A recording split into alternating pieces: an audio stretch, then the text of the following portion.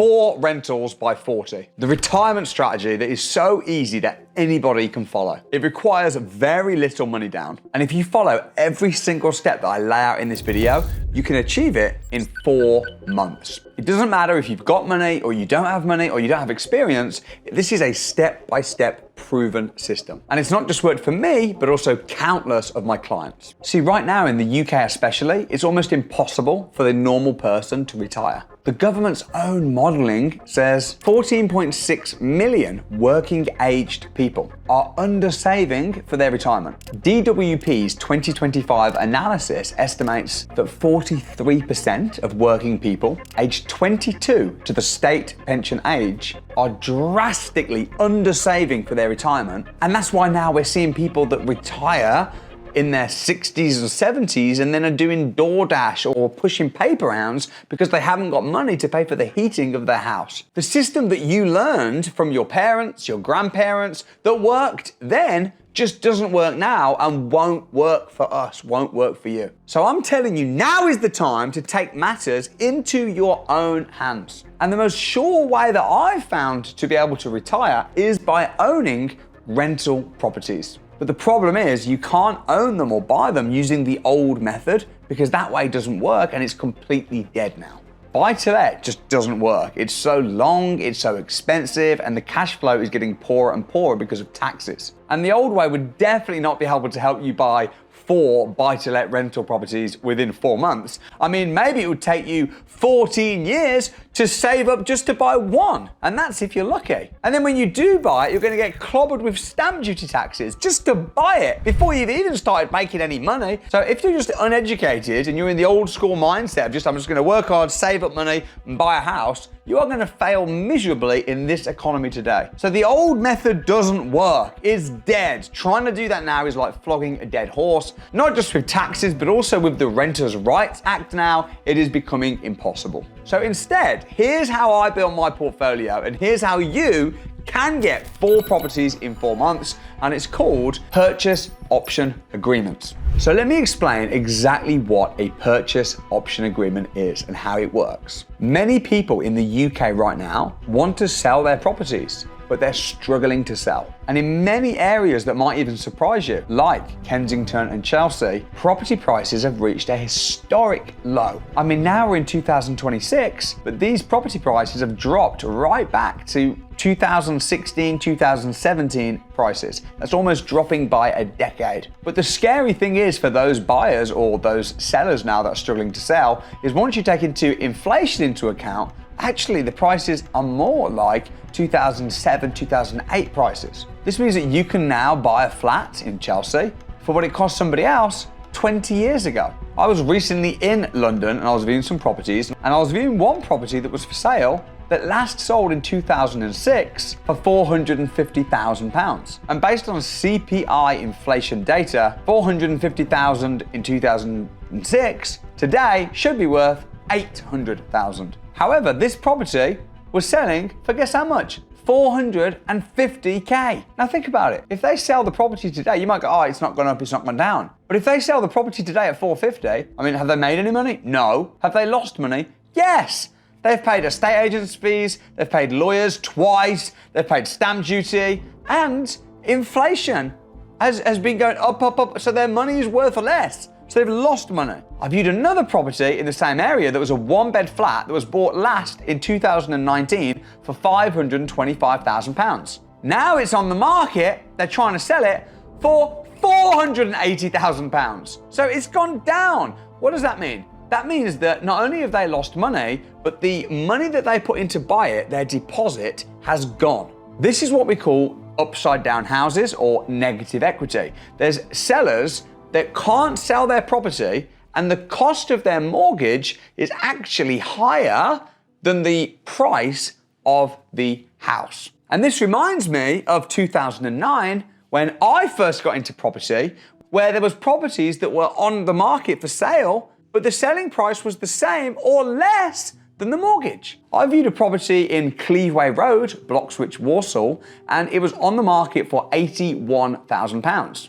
It'd been on the market for 6 months, it couldn't sell. I went to view it, I put forward a cheeky offer of £72,000, And the owner told me, I can't sell it for 72 because my mortgage is 81. So I said, well, I can't buy it for 81. What are you gonna do? He said, I don't know. I said, why don't you rent it out? He didn't want to be a landlord. A lot of people don't. And guess when people don't want to be landlords the most? Now in 2026. So he's selling, he doesn't want to be a landlord. He's got no equity in the property. Even if I buy it for £81,000, which is the price that he wants, he's gonna make nothing because the lender, the mortgage company, has got a first charge, so he's gonna give them all the money. In fact, he's gonna be out of pocket because he's gonna have to pay the lawyer, the estate agent. So he's in a really tough spot. His asset, his house, has become a liability. The thing that he bought that he thought would make him money, because he actually bought it for emotional reasons. He bought it for his son to live in, and then his son moved out. But this has now become a huge liability. He just wants rid of it. Therefore, I offered to buy the property off of him for $81,000, which is the price that he wanted, more than it's worth. No one else was offering $81,000, but I said I'll buy it in 7 years' time. And what do you think happened? Do you think the market stayed low? Of course it didn't. Let me tell you something about economics.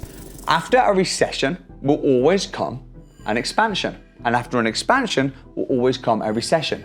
Property prices go up like this. They go up and then they go down. And then they go up and then they go down. But overall, on average, they go up. So this property, by the time I actually came to buy it 7 years later, was valued at £145,000. But I had the option to buy it at 81. Can he change his mind? No, because this is not just a verbal handshake. This is a contract which is registered at Land Registry on the title deeds. Now you may say, but I'm needing to pay his mortgage. Yes, but I don't pay it. Who pays it? The tenants. His mortgage payments were £145 per month, and my tenant that I moved in was paying £550 per month. Therefore, I was making £300 net after all costs income. That £300, £3,600 per year over 7 years is over £21,000. What do you think I did with that money? I used that money as the deposit to buy the house. Now you might say this was a fluky one-off. This has happened to be one seller who you met him at the right place at the right time. But I've done this dozens and dozens of times. I also did this with a property on Pershore Road in Birmingham, where the landlord had turned it into a HMO. The HMO tenants were being a bit bad, a bit difficult. It was losing him money. He wanted to move on. So I agreed to rent the property on a commercial lease for a 10-year period with an option to buy the property at the end. This made me £1,000 a month in cash flow. That cash flow I put aside, I bought the property at the end, and the property had almost doubled in value. These properties I'm talking about are well publicized. I've done documentaries where I've shown my £20 million property portfolio, and I've brought video producers around to show, and I've interviewed the tenants, and it's all well documented. More recently, there was a hotel that was being sold. The sellers wanted £2 million for the hotel. They were living in Hong Kong. The hotel was empty. No one was offering. I approached them and said, I'll buy it for 1.5. And they said, no, we need 2 million. The exchange rate is going to cost us a lot of money. We don't care if it takes us 10 years. We're not dropping the price. So I said, well, in that case, I'll give you the price in 10 years. I paid a £1 option fee and locked the price in 10 years' time. Now that hotel makes me tens of thousands of pounds every single month in revenue. And again, what am I doing with the revenue? Putting it aside to then buy the building. This is a lease option agreement. Now, you already do this with cars. You buy cars under a purchase hire contract. You buy everything like this. You buy holidays, buy now, pay later. Sofas, you pay in installments, or you buy it now, 0 interest, pay it in a year's time. It's no different. This is exactly what you can do with residential and commercial properties. The only difference is holidays and sofas and cars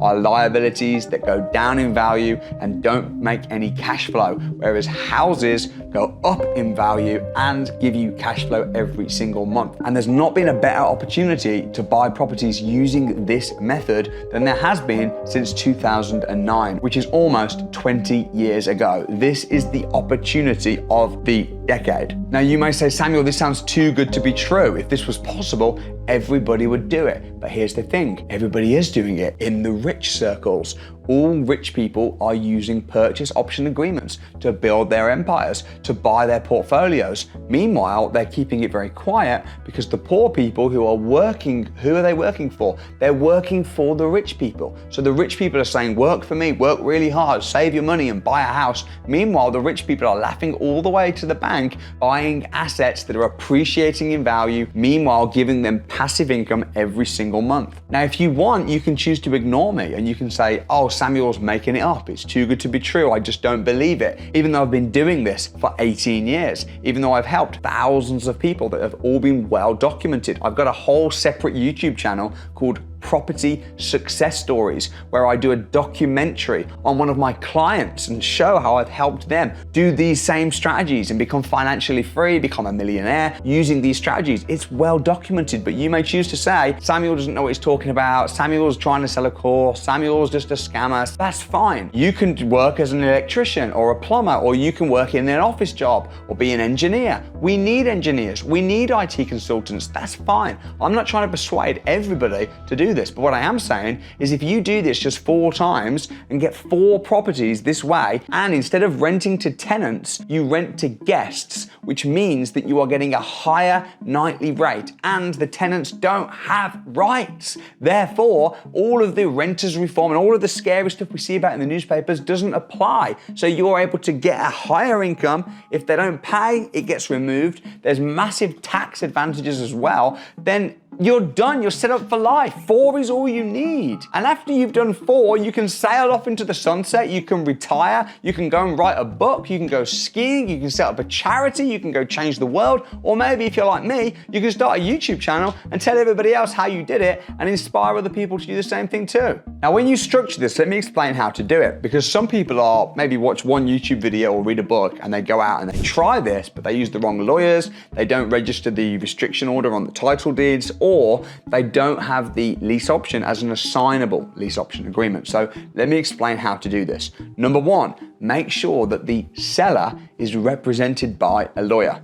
Because the last thing you want to do is you want to secure a lease option agreement on a property. That property doubles or triples in value, and then the seller says, I didn't know what I was doing, I didn't know what I was signing, and tries to wriggle out. Even though you should win in theory, if the seller was not represented by a lawyer, they could claim that you got them drunk, that you got them to sign under duress, and you don't want that. If they were represented by a lawyer, then when they sign the agreement, even if they say they were under duress, they didn't know what they were signing, guess what? You still get to buy the property at the price, and any loss that the seller made as a result of negligence, the lawyer is liable, not you. The second thing is make sure that you know lawyers in the industry that specialize in this. If you just go to a high street lawyer, they're going to tell you, what? We don't know about lease options. This is something that is generally done in commercial property. It's completely legal to be done in residential property, but you need a lawyer that understands purchase option agreements. It's also really important that the contracts that you have with the seller,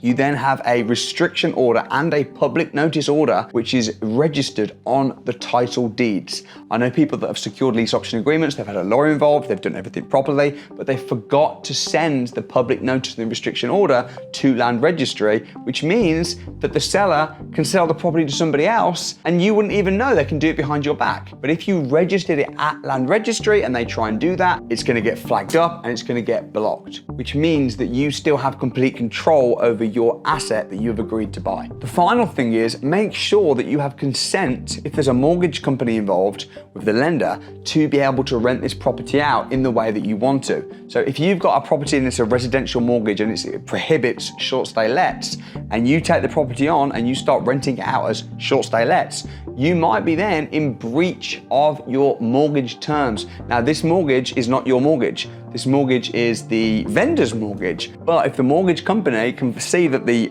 property is being used inappropriately, they might then call in the loan, and this can really complicate things. So it's always best that you get consent up front and everything is done properly, because there's too much at stake here. Even though you only put in £1, if you're going to make hundreds of thousands of pounds of equity, and if you're making £1,000 a month, there's too much at stake for this to be taken away from you because of a small technical error that was overlooked at the early days. So is this easy or is this hard? Well, what I'd say is this is really hard. Finding someone, negotiating to buy it, doing your due diligence, getting a solicitor, this is something that's going to take a lot of time. It's going to take a lot of determination. It's not something that can be done overnight. But I didn't say you'd be able to get a house overnight. I said 4 houses within 4 months. I genuinely think with the right training and the right mentor by your side, there's no reason why anybody couldn't get a property a month using this strategy. Is it going to be easy? No. But you know what's also not easy? Working in a job for 40 hours a week for 40 years. Even if it takes you 4 months just to learn all of this and then another 4 months to implement it, and it's really hard, is it not worth spending 8 months dedicating yourself to building up a small portfolio of 4 properties that have been set up properly, structured properly, that make you £4,000 a month, that mean you can then live the rest of your life on your terms without having to check in at the office, without having to slave away and answer to a boss? Now, there's going to be 3 types of people right now watching this video.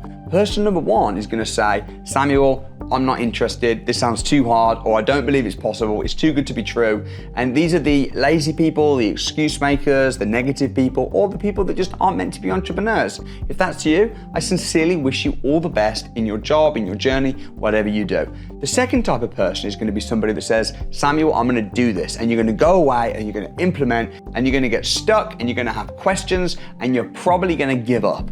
The third kind of person is going to be someone that says, Samuel, I want to do this, and you're going to be the smart kind of person that does this but gets the right training and the right mentorship by your side to help you and assist you to build this portfolio which is going to serve you for the rest of your life. If you're the first or second kind of person, God bless you, I wish you well. But if you're the third kind of person, then I've got great news.